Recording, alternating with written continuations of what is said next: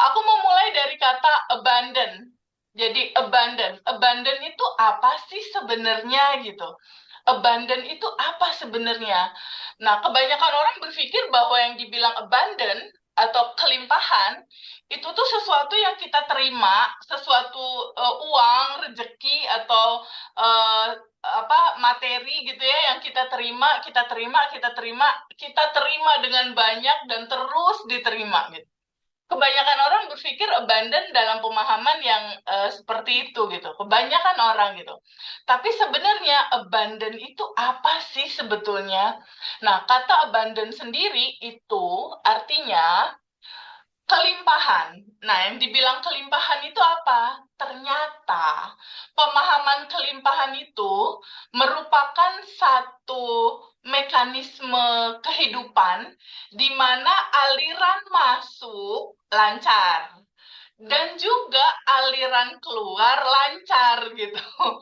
Jadi ini ternyata cerita tentang menerima kebaikan dari Allah Subhanahu wa taala dan semesta yang ternyata bukan hanya milik kita, tapi milik banyak keluarga dan teman-teman kita yang lain dan juga meneruskannya aliran energi ini masuk, diterima dan juga keluar. Jadi abundant itu adalah keseimbangan. Keseimbangan antara aliran masuk dan aliran keluar. Ya itu yang udah dilakukan sama teman-teman di ngaji Roso Peduli gitu, udah dipraktekin gitu ternyata. Nah, yang dikatakan abundant sebetulnya mudah dan dicontohkan lewat bernafas gitu, lewat bernafas. Nah, nanti kita juga akan ada sedikit praktek tentang sadar nafas syukur bahwa semua yang terjadi di dalam kehidupan kita, bahwa semua apa yang kita butuhkan di dalam kehidupan ini, baik berupa uang, baik berupa kesehatan, baik berupa material atau apapun itu, ternyata itu semua ada di dalam dirimu. Semua apa yang kamu inginkan itu ada di dalam dirimu gitu. Nah, gambaran itu yang pada akhirnya kita akan buka lebih dalam. Kenapa sih dia ada di dalam?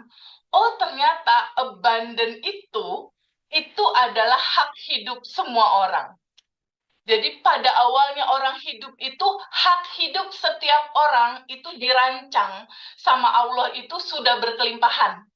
Udah haknya teman-teman tuh judulnya berlimpah. Karena Allah menciptakan kita semua itu memang sudah dalam judul yang dirancang hidup dalam kelimpahan, hidup dalam kehormatan, hidup dalam kebaikan dan hidup dalam kecukupan. Itu rancangan awal Allahnya itu seperti itu. Bahkan dikatakan bahwa eh, makhluk yang namanya manusia itu dialah khalifah. Dikatakan sampai seperti itu gitu indahnya tentang penciptaan ini. Nah, sekarang aku izin share screen ya, biar kita ada gambaran tentang materi kita.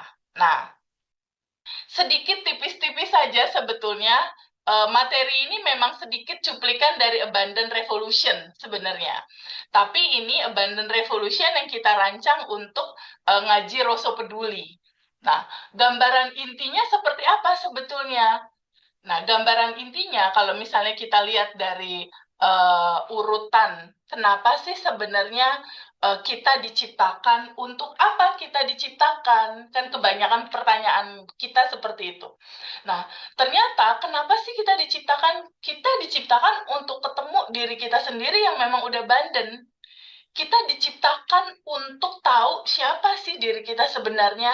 Dan pada saat teman-teman tahu siapa diri teman-teman sebenarnya, yang ternyata itu adalah gambaran dari keseluruhan cerita betapa indahnya sebuah proses alam semesta ini diciptakan. Bisa dikatakan itu tergambar sebetulnya dalam Quran surat 38 Asad ayat 72. Mungkin kalau di literatur agama lain nanti ada sadurannya sendiri atau di agama Kristen, Buddha, Hindu nanti kita akan lihat sedikit literaturnya. Tapi di sini satu pemenggalan kutipan dari ini itu mewakili sebetulnya kita siapa dan berasal dari mana. Nah, dikatakan di sini, kemudian apabila telah aku sempurnakan kejadiannya dan aku tiupkan ruhku. Nah, kata ruhku di sini, ini kan menceritakan waktu itu tentang proses penciptaan Adam. Pertama kali. Ini dasar hukumnya, bisa dikatakan seperti itu. Nah, satu kutipan cerita tentang aku tiupkan ruhku. Ruhku di sini pemahamannya seperti kayak Mbak Manda atau Mbak Yeni bilang, Teh Febi ini tanganku, gitu kata Mbak Manda. Terus Mbak Manda bilang, Teh Febi ini hidungku. Artinya kan bagian dari dirinya Mbak Manda. Benar nggak Mbak Manda? Kalau misalnya dikatakan TVB ini tanganku, artinya kan bagian dari dirimu, bagian dari dirinya Mbak Manda. Tapi ketika satu ayat ini mengatakan kutiupkan ruhku, artinya pada saat proses penciptaan manusia, itu berasal dari bagian dari dirinya Allah yang ditiupkan itu. Atau kalau seandainya dikatakan Allah atau apapun nama itu disebut, istilahnya ya, itu adalah cahaya di atas cahaya, seandainya kita suka dengar itu, atau energi tanpa batas, kita itu adalah percikan dari cahaya itu. Kita itu adalah bagian dari energi tanpa batas itu. Kita ada di dalam situ. Artinya apa?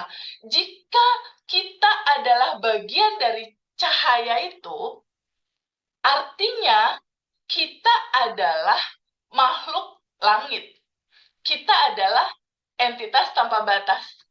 Kita aslinya adalah makhluk yang memang menjadi bagian dari kebesaran itu. Aslinya kita itu. Nah, tapi di sini kan banyak satu kisah dan kondisi di mana kita semua ada di dalam ketakutan, kebingungan, keresahan, kesedihan yang menahun gitu istilahnya, atau ada PR yang akhirnya kita bingung gitu solusinya gimana. Nah, ternyata dalam situasi beberapa teman-teman yang seperti itu, melalui satu slide ini bisa menjawab bahwa teman-teman semua itu, teman-teman aslinya itu bukan emosi itu, bukan ketakutan itu, bukan kebingungan itu, bukan keresahan itu, bukan pikiran. Teman-teman aslinya adalah ini, entitas langit. Atau teman-teman asli adalah makhluk tanpa batas yang berasal dari yang tadi, bagian dari dianya itu.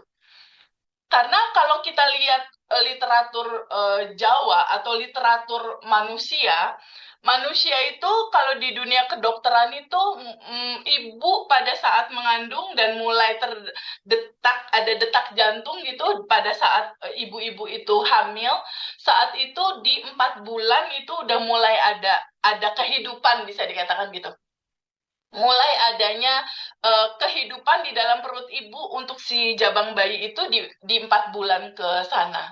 Nah, artinya mulai ada kehidupan di situ, entitas itu tuh mulai keberadaannya tuh dirasakan ada di situ. Nah, gambaran itu yang slide pertama ini nih, yang betul-betul indah banget untuk dipahami sama teman-teman.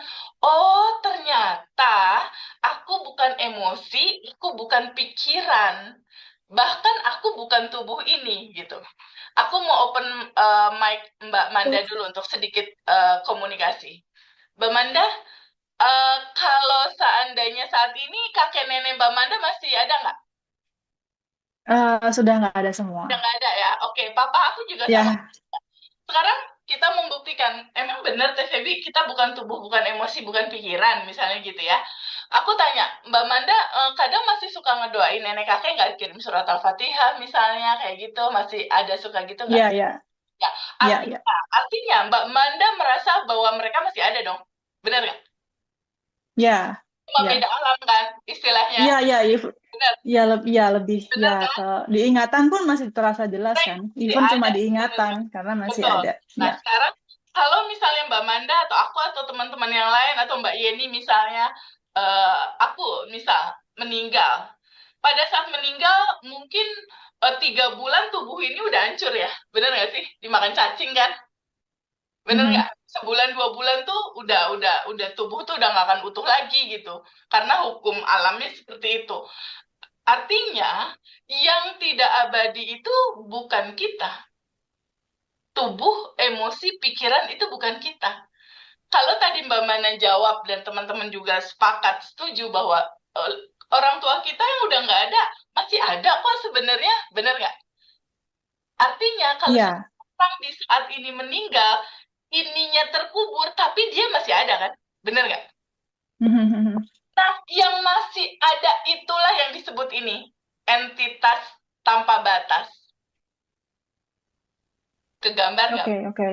Ya. Nah, itulah sejatinya kita, itulah naturalnya kamu yang ada di sini sekarang. Kita akan kembali ke titik nol kita yang itu.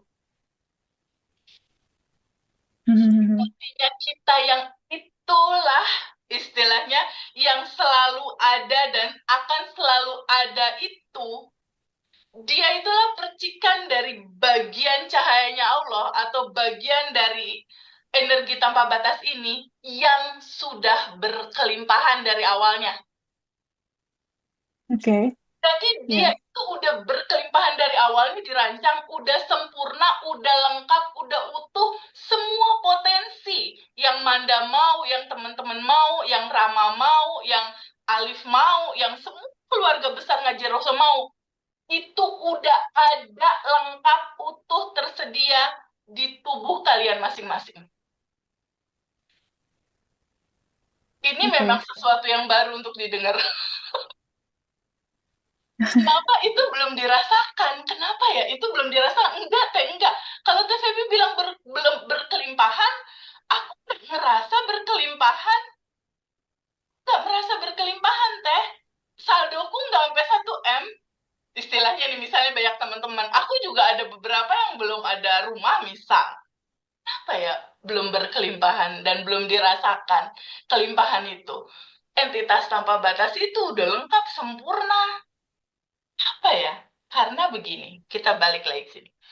Pada saat natural aslinya kita itu dirancang udah berkelimpahan, kan hak hidup Kak Manda, teman-teman ngaji Roso semua, Mbak Ini, semua Mbak Mas Alif, itu dirancang hidup di bumi, di dunia ini berkelimpahan, sejahtera, bahagia, sukses, itu udah haknya. Kalau haknya berarti udah tinggal menikmati. Tapi teh kenyataannya enggak, belum dirasakan. Itu dia. Why? Iya, iya benar. Why? Gimana bisa balik lagi kembali dalam kelimpahan itu? Itu persembahan terindah dari Ngaji Rasul saat ini yang akan kita bagikan. Oh gini ya, saya mau menambahkan dulu, tadi lupa ngejelasin. Ya, Boleh ya? boleh. Ya, karena sebenarnya Ngaji Rosa Peduli ini dibentuk dulu waktu saya ngobrol sama Mas Hendra. Kita bikin apa ya yang kayaknya bisa kita lakuin secara non-profit lah untuk teman-teman Ngaji Rosa subscribernya gitu. Nah, makanya dibentuk karena kan dari semua subscriber ada yang memang sudah mampu, ada yang belum gitu. Nah, dibentuknya Ngaji Rosa Peduli ini untuk menjembatani para subscriber yang mungkin kondisinya lagi yang Teh Feby bilang tadi yang belum merasakan abundance dalam dalam hidup mereka masing-masing gitu. Makanya kita mengajak untuk ya sudahlah kita bikin grup Ngaji Rasa Peduli untuk menjembatani teman-teman subscriber untuk sama-sama berlatih melakukan kepedulian untuk sesama makhluk gitu. Makanya dibentuklah itu. Jadi untuk kayaknya memang atau mungkin sebagian besar membernya ya secara finansial atau mungkin secara emosi atau secara perasaan eh, belum merasakan apa yang seperti Teh Febi bilang gitu. Makanya dibentuk itu, makanya juga untuk donasi untuk apa itu kita selalu nggak mematok sih. Ya sebisanya aja kayak yang kelas ini diadakan juga. Ya udahlah karena udah setahun kita bikin apa ya yang untuk teman-teman Ngaji Rasa Peduli gitu. Jadi aku rasa pembahasan sore ini pas banget karena Ngaji Rasa Peduli memang dibentuk untuk menjembatani teman-teman yang belum mencapai di posisi itu gitu. Nah, makanya itu saya dan Mas Hendra mengajak teman-teman subscriber yang sedang struggle, sedang berjuang untuk merubah hidupnya dari dalam sehingga nanti bisa tersemin keluar itu ya dengan cara seperti ini, dengan memberikan edukasi atau mengajak bareng-bareng untuk melakukan kepedulian gitu biar nanti efeknya dirasakan bersama gitu Teh. Jadi ya saya bersyukur sekali ini bisa dibahas seperti ini sehingga nanti teman-teman bisa excited terus bisa mempraktekkan langsung. Terima kasih, monggo saya kembalikan lagi. Iya, ini akan sangat punya side effect luar biasa sih, walaupun ini cuma sejam gitu istilahnya ya. Jadi balik lagi ke pertanyaan tadi, Teh Feby kenapa ya? Kok aku belum merasakan kelimpahan, padahal kan aslinya udah berkelimpahan. Jadi gini, pada saat kita lahir, pada saat Manda lahir, pada saat Mbak Yeni lahir, pada saat beberapa teman-teman juga lahir istilahnya. Pada saat kita lahir, cek, mulai kita lahir, bukankah pada saat kita lahir di dalam kandungan, terus umur setahun Manda atau teman-teman semua, umur 2 tahun, 3 tahun, mulai ada endapan emosi ya? Iya, iya, benar. Marahin mama, misal gitu kan. Terus mungkin pas masuk SD dibully temen gitu kan. Bener nggak? Iya, iya, iya. Atau dimarahin nenek, mungkin kalau dikasih uang ampau lebaran sama mamanya dipegang dulu. Terus, iya harusnya kan itu dikasih ke aku semua. Nah, endapan-endapan emosi itu, dia menutupi kelimpahan itu, Manda. Jadi Oke. akhirnya dia berlimpah, dia mulai ketutup jadi ada layer-layer gitu di atas sini. Dan sejatinya kamu yang berkelimpahan ini, di titik sekarang usia kita, anggaplah usia Manda di area di atas 20 atau teman-teman yang lain mungkin di atas 30. Kalau kayak aku di atas 40. Ketika di atas 40 ketemu ini, bayangkan nggak berapa banyak endapan-endapan itu mulai menumpuk sampai sini dan aslinya sejatinya kita yang judulnya entitas tanpa batas ini dia tertimbun bagaikan harta karun yang sulit ditemukan dan dirasakan. Iya, iya, iya, iya. Ya, Jadi benar banget Teh ya. terhalang sama belief system kita, sama penilaian-penilaian kita terhadap dunia ini, tentang gambaran dogma-dogma kehidupan kita, terutama endapan emosi. Kenapa sih kok bisa terjadi ini terhalang? Karena yaitu kita tidak biasa ketika ada segala sesuatu kita terima. Kita biasa untuk melakukan yang nggak enak itu ditolak biasanya. Iya, betul. Sedangkan aliran semesta itu harusnya, nih anggaplah ini aliran semesta ya, Nda. Iya, Harusnya kita memahami bahwa kehidupan ini kan mengalir seperti yang tadi abundant tadi kan. Masuk, lalu keluar lancar, masuk, keluar lancar. Di dalam hidup ini ternyata ada satu hukum, ada beberapa hukum yang ditetapkan atau dibuat oleh semesta, oleh Allah istilahnya gitu ya, oleh semesta atau apapun nama itu disebut. Ketika Manda, teman-teman semua sudah mulai tahu, oh ternyata aku entitas tanpa batas. Ternyata ada sebuah aturan atau grand design sunatullah yang dibentuk untuk membuat teraturnya hidup ini. Betul nggak, Nda? Kalau iya, kayak main bola, main volley, ada aturan main dong. Bener nggak? Kalau iya, nggak tahu. Apalagi Allah dengan segala isinya, semesta dengan segala isinya, ternyata dia punya aturan hukum semesta, Nda. Nah, situasi itu yang nggak banyak teman-teman tahu gitu. Jadi, ini sedikit cuplikan gitu ya, kenapa sih materi ini ada. Jadi, 2019, Nda, aku tuh pernah masukin motor Harley karena kebetulan keluarga besar itu usahanya import motor Harley Davidson. Nah, motor itu nyangkut gitu. Karena agenku nggak dikasih uang 500 juta untuk bayar pajak, nggak dibayarin pajaknya, dibawa kabur sama dia. Otomatis bayi nggak mau tahu, mau dia pokoknya motor ada di depan rumah dia gitu kan. Nyangkut iya, itu motor. Sedangkan 2019 saat itu kondisi aku nggak seperti sekarang. Waktu itu 2019 ya, Ndak, baru loh itu. Rumah masih kontrak, belum punya mobil, nggak ada motor, nggak ada mobil. Income pendapatan juga nggak aku nggak kerja, bisnis-bisnis kayak gitu kan. Terus waktu itu nggak ada pasangan. Jadi ini lengkap nih, nggak ada pasangan, nggak ada segala macam. Bisa dikatakan titik terseru dalam hidup aku lah, terendah waktu itu. Ditambah lagi kena klaim harus ganti motor Harley 1,3 miliar saat itu. Saat itu aku untuk beli susu anakku aja, aku masih harus tahajud enggak. Apalagi harus ganti angka sebesar itu. Nah, biasanya nih kayak kita atau teman-teman semua nih, mungkin kisahnya kurang lebih ada lah yang sama kayak aku gitu ya. Kisah teman-teman ini kayaknya ada lah ya. Dalam cerita yang berbeda ya. 1,3 PR harus diberesin, sementara buat susu anak aja masih harus sujud gitu kan. Rumah kontrak Iya.